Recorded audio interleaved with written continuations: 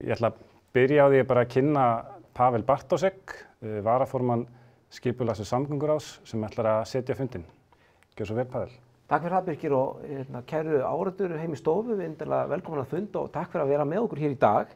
Við ætlum að ræða þessum borgarþróun, en borgir þróast ofta á dálítið organískan hátt, þrátt fyrir að við stjórnmálamenn og skipulagsfræðingar telja að þeir eru á þessu ferðinni, þá er þetta ofta ákveðin organísk þróun í kringum náttúrulegar hafnir og fjölfarin svæði, þá verða oft til svona einhvers konar verslunarkjarna sem fólk sest að, fólk flyst inn í þannig svæði og síðan þá verður ákveðin starfsemi sem er svona plássverk starfsemi, svo landbúnaðarverksmiðjur sem er fyrir utan þann jaðar og þannig hefur það oft verið. Þetta hafa verið landbúnaðarsvæði, verksmiðjur, þetta hafa til dæmis verið heildsölur og svo framvegis.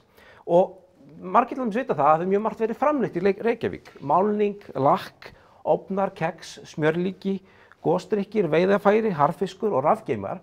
Allt þetta hefur verið framleitt í Reykjavík og reyndar hefur allt þetta verið framleitt á einum reit í Reykjavík sem er í Þverholtinu. Þetta er reitur sem ég þekki mjög vel því að ég bý þarna nálægt, ein húsagata og þetta innanlandsvæði nú það nýlegt að Google Street View man með þess að ennþá eftir því. Þverholtið var einu sinni jaðar og Ártúnshöfðin var líka einu sinni jaðar. Þangað fluttust malbyggingarstöðvar, steypustöðvar, bílasölur og verkstæði, þær leituðu í þennan jaðar. En með tíma, eftir því sem íbúum fjölgar, þá hækkar verð á landi og svæði sem áður voru í jaðri svæðisins, þau eldast skyndilega í miðri borg. Og þá víkur iðnaðurinn oft fyrir íbúabyggð. Og þetta hefur margir oft gerst áður og þetta er áfram að gerast. Brottflutningur iðnaðar og plássverkar starfsemi er oft eitthvað sem nálæg byggð kallar jafnvel eftir og er vel undirbúin undir. Þetta hentar vel því að vegakerfið er oft til staðar, veitukerfin og svo framvegis. Við í Reykjavík, við viljum styðja við þessa þróun en líka fjárfesta í innviðum, grænum og nútímalegum innviðum, görðum, hjólastígum, borgarlínu, sundlaug og svo framvegis. Þannig að hér stendur til að byggja hverfi sem verður þétt og hverfi sem verður grænt. En þó við lítum fram á við, þá megum við ekki gleyma fortíðinni. Stærsta atvinnusvæði landsins nær frá Örfirisey og upp eftir Ártúnsbrekkunni. Höfðin hefur gegnt mjög mikilvægu hlutverki í atvinnusögu borgarinnar. Vel staðsett iðnaðarfyrirtæki hafa dregið úr byggingakostnaði og vel staðsett fyrirtæki sem selja bíla og þjóna bíleigendum hafa sparað Reykvíkingum bíleigendum marga kílómetra, þannig að þetta hefur þjónað miklum og góðum tilgangi og þennan kafla sögunar, við megum ekki gleyma þessu kafla, við verðum að virða hann og standa vörðum hann, þrátt fyrir að við séum núna að skrifa nýjan kaflan í sögu svæðisins. En kæru áhorfendur, loftmyndin sem þið horfið nú á, hún sýnir hvernig svæðið leit út miðbik seinustu aldar, en svona lítur svæðið út í dag og við sjáum þarna hver stór hluti þessa svæðis er í rauninni manngerður og við sjáum síðan fyrir okkur hvernig við horfum á að svæðið geti litið út eftir nokkur ár. Ég vil líka taka fram að við munum samhliða þessari kynningu sem er upphaf af forkynningu á verkefninu, ræsa nýjan vef og ræsa glænýtt netsamráðskerfi á vefnum skipulag.reykjavik.is og það verður opið núna næstu vikurnar alveg fram að því að tillögurnar fara síðan í formlegt auglýsingaferli sem við vonumst til þess að gerist í kringum páskana. Það sem tekur þá við í kjölfarið er 6 vikna formlegt umsagnarferli og síðan reiknum við með það að geta auglýst þetta deiliskipulag þá formlega sem við erum klár með það öðru hvoru megin við sumarfrí og þá geta framkvæmdir vonandi hafist einhvern tímann snemma á næsta ári jafnvel.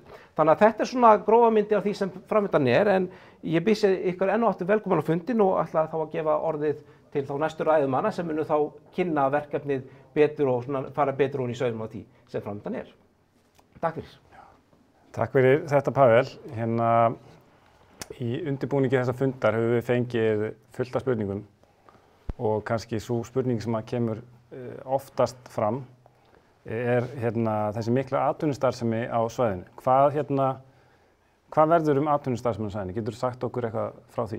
Já, þetta er mjög góð og nauðsynleg spurning og eins og rétt er fram hefur komið þá hefur þetta verið atvinnusvæði sem hefur gegnt mjög mikilvægu hlutverki í atvinnusögu Reykvíkinga og svo ég tökum það fram þá er þetta ekki öll atvinnustarfsemi á svæði sem mun hverfa. Við sjáum fyrir okkur að rauninni plássi sem afmarkast af annars á Stórhöfðan og Breiðhöfðan hins vegar, sá ferningur mun áfram halda sér og þar verður áfram atvinnustarfsemi, svo þetta kemur atvinnustarfsemi inn á svæði sem verður annars eðlis, en svo starfsemi sem þarna við erum að horfa helst til 2 svæða, annars var Esjumela sem er nýtt svæði við Esjurætur þar sem við sjáum fyrir okkur að ákveðin hluti þessar starfsemi sem í dag gæti farið og þetta svæði á jaðri Reykjavíkurborgar í dag en eins og við vitum og eins og við höfum sagt þá verður jaðar stundum meira miðsvæðis og við lítum svo á að Esjumeljarnir bjóða upp á mjög mikla möguleika því þeir eru staðsettir og geta verið staðsettir nær markaðssvæðinu þegar Sundabrautin kemur og einnig er töluvert nálægt þá við Grundartanga sem er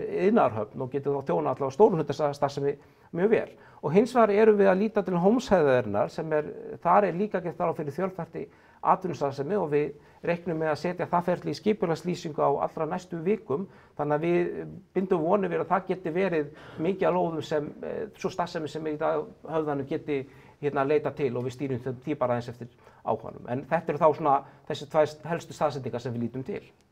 Ok, en þá spyr maður sig kannski þétting byggðar. Af hverju erum við að þétta byggð? Af hverju ekki bara byggja íbúðarhúsnæði á þessum tveimur svæðum sem að þú nefnir?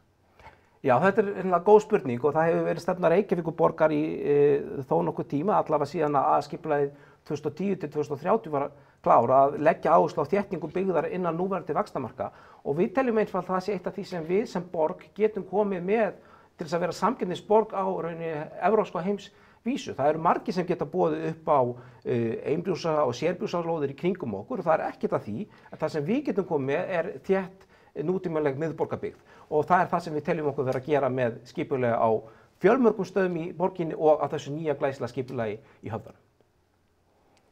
Bara þakka kærlega fyrir þetta, Páll, og bara, já, takk kærlega fyrir.